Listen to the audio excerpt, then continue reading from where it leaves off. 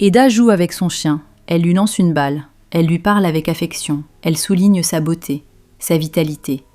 Le jeu continue, elle rappelle qu'ils ont du travail, elle insiste pour qu'il rende la balle au lieu de la mâcher, et finalement, elle cède. Elle relance la balle une dernière fois. Ce début d'épisode, il dit tellement de choses sans rien dire. Eda qui joue, qui rit, qui cède, la vie ordinaire qui continue, 2 mois après. Et ce chien qui ne sait pas ce qui s'est passé, qui veut juste jouer, c'est presque le personnage le plus honnête de la scène. Eda et son chien, c'est la façon la plus douce de nous dire que la vie a repris. Pas normalement, pas sans douleur, mais elle a repris. Et ce moment de jeu, c'est Eda qui respire, même un tout petit peu. Mélo et ses collègues préparent une surprise. Ils veulent qu'Eda paraisse joyeuse à l'arrivée d'une invitée importante. Et Eda est accueillie avec enthousiasme. Elle reçoit un prix, le meilleur design architectural dans le domaine social. Tout le monde la félicite. On rappelle que ce projet était le dernier sur lequel Serkan avait travaillé. Eda ne pouvait pas le laisser inachevé. Les proches soulignent qu'il serait fier d'elle. Et Ferit ajoute, elle pourrait bientôt devenir l'entrepreneuse de l'année. Mais Eda nuance. Sa présence est temporaire. Elle restera jusqu'au retour de Serkan. Elle est convaincue qu'il reviendra, que tout redeviendra comme avant. Le prix reçu pour le dernier projet de Serkan, c'est Eda qui termine ce qu'il a commencé. Pas par devoir, par amour.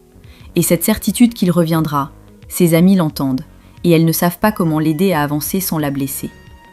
Les amis d'Eda s'inquiètent. Elle semble reprendre goût au travail, mais refuse toujours d'accepter la réalité de la disparition de Serkan. Elles reconnaissent qu'elles-mêmes ne sont pas encore remises du choc. On se souvient de l'état d'Eda 2 mois plus tôt, enfermée dans son bureau, refusant de manger. Aujourd'hui, elle paraît plus animée, grâce au soutien de ses proches. Mais la douleur, elle est encore là, sous chaque sourire. 2 mois de douleur, cette ellipse temporelle est courageuse. On ne nous montre pas chaque jour, on nous montre le résultat. Eda debout, fragile, fonctionnelle. Et ces flashbacks de l'Eda enfermée, ils disent tout ce qu'on n'a pas vu. Et soudain, Serkan apparaît, mais il est perdu. Il confie qu'il ne parvient pas à se souvenir. Après son grave accident, il se sent désorienté, malgré la patience de ses proches. De son côté, Denis rappelle qu'il cherche Serkan depuis 2 mois en Italie, sans résultat. Eda refuse d'abandonner. Elle est convaincue qu'il est vivant. Aucun corps n'a été retrouvé. Denis tente de la raisonner. Elle reste obstinée. Elle promet de consacrer sa vie entière à le retrouver. Denis admire sa force. Il lui promet de l'aider. Serkan vivant mais perdu, c'est le twist le plus douloureux. Il est en vie et il ne sait pas qui il est. Et pendant ce temps, Eda le cherche, sans savoir qu'il existe quelque part. Cette distance-là, entre 2 personnes qui s'aiment et qui ne le savent plus, c'est insoutenable. Serkan et Mélo rejoignent Eda. Denis est là. Et autour d'un café colombien, aux notes de chocolat noir, ils partagent un moment convivial. Les retrouvailles sont chaleureuses. Malgré les années, rien n'a changé entre eux. Ils se sentent toujours liés comme dans leur jeunesse. Les amis plaisantent sur Denis. Serkan imagine qu'il a été envoyé par une ex. Mélo invente des noms. Maria, Isabella. Finalement, il vient d'un ami nommé Alberto. La conversation dérive vers les souvenirs d'enfance, les goûters, les jeux après l'école. Et Eda remercie ses amis d'être venus. Leur présence l'apaise. Le café colombien, c'est le moment de respiration de l'épisode, un moment de légèreté dans une histoire lourde. Et Denis, qui arrive de l'extérieur, il apporte un regard neuf. Quelqu'un qui voit Eda telle qu'elle est, pas comme elle était avant. Serkan fait un cauchemar. Il se revoit dans l'avion. Réveillé en sursaut, Céline le rassure, il est en sécurité. Et puis Serkan prend une décision. Il veut retourner à Istanbul. Il ne supporte plus d'attendre passivement que les choses retrouvent un sens. De son côté, Aydan refuse d'accepter l'absence de son fils. Elle fait nettoyer la maison chaque jour. Tout doit être impeccable pour son retour, même après 2 mois sans nouvelles. Et Eda aussi refuse de quitter Istanbul. Denis propose de partir quelques jours pour se changer les idées. Elle refuse. Les meubles ont une âme. Il faut rester. Serkan, qui décide de rentrer, c'est lui qui prend l'initiative sans savoir pourquoi. Quelque chose l'attire vers Istanbul. Pas un souvenir, quelque chose de plus profond. Et Eda qui attend sans bouger, et Serkan qui avance sans savoir, ils vont se retrouver, on le sent. À Istanbul, Eda reçoit à nouveau des félicitations pour son prix. Sa tante et Aydan lui rappellent qu'ils sont fiers d'elle, qu'ils seraient heureux de ses réussites. Eifer insiste. Il faut continuer à parler de Serkan, mais aussi accepter que la vie avance. Aydan, elle, croit fermement qu'il reviendra. Eda refuse de manger, trop bouleversée. Elle s'excuse et va se coucher. Sa tante ne sait plus comment l'aider. Le puzzle de 2000 pièces, les plaisanteries, les souvenirs, et Seyran qui évoque les délais légaux pour déclarer Serkan mort. Personne ne veut y penser, mais les mots sont là. La nuit sans manger, c'est le signe que derrière le sourire du prix, Eda souffre encore entièrement. Le trophée ne comble pas l'absence. Et Seyran qui parle des délais légaux, elle est la seule à regarder la réalité en face. Et c'est pour ça que personne ne veut l'entendre. Eda rêve de voir Serkan. Elle l'imagine revenir, lui dire qu'il l'aime, qu'il est enfin là.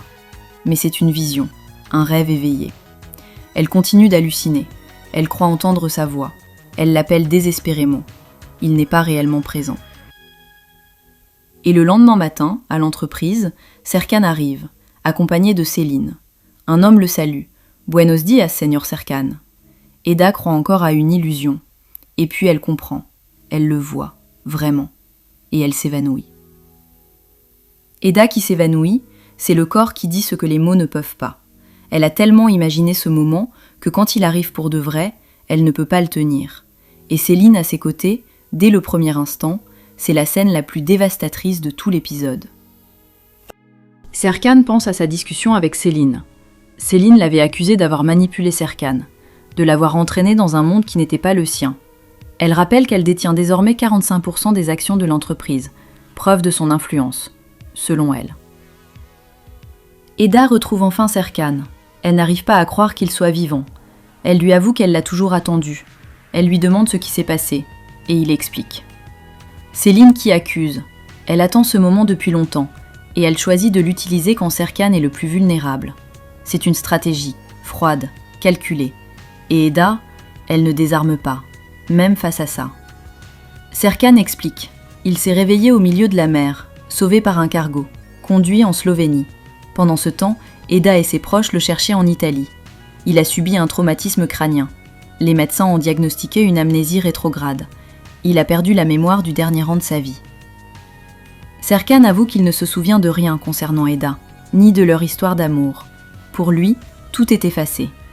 Eda est bouleversée. Elle lui rappelle qu'ils allaient se marier le jour du crash. Elle insiste sur leur amour. Serkan répète qu'il ne se souvient pas. Il dit que c'est la première fois qu'il la voit. Et Eda refuse d'y croire. L'amnésie de Serkan, c'est le coup le plus cruel que la série pouvait donner. Il est vivant, mais il ne sait pas qu'il aime Eda. Et elle doit convaincre un homme de l'aimer sans qu'il ait de souvenirs. Recommencer depuis zéro ce qu'ils ont mis des mois à construire. Serkan confie qu'il se souvient seulement de Céline, comme étant sa fiancée. Il ne se rappelle rien de leur rupture, rien de son histoire avec Eda. Et Céline intervient. Après l'accident, Serkan l'a appelée car il se souvenait d'elle. Elle l'a aidé à se rétablir. Il lui a demandé de ne rien dire à personne. Eda s'insurge. Elle rappelle que Céline l'avait quittée et qu'elle allait épouser Ferit. Elle accuse Céline de mentir, de profiter de la situation. Et pourtant, Serkan dit qu'il est avec Céline, qu'il ne se souvient pas d'Eda. Eda refuse d'abandonner. Elle promet de se battre pour leur amour, même si Serkan croit être avec une autre. Céline qui profite de l'amnésie, c'est la trahison la plus basse. Profiter d'un homme vulnérable pour remplir un vide qu'elle avait elle-même créé. Et la force d'Eda face à ça, qui promet de se battre même quand tout semble perdu, c'est elle dans toute sa grandeur. Voilà mes amis pour cet épisode 89. Eda qui joue avec son chien, le prix d'architecture, Denis qui revient, Serkan vivant mais amnésique, l'évanouissement, l'amnésie révélée, Céline qui s'installe et Eda qui promet de se battre.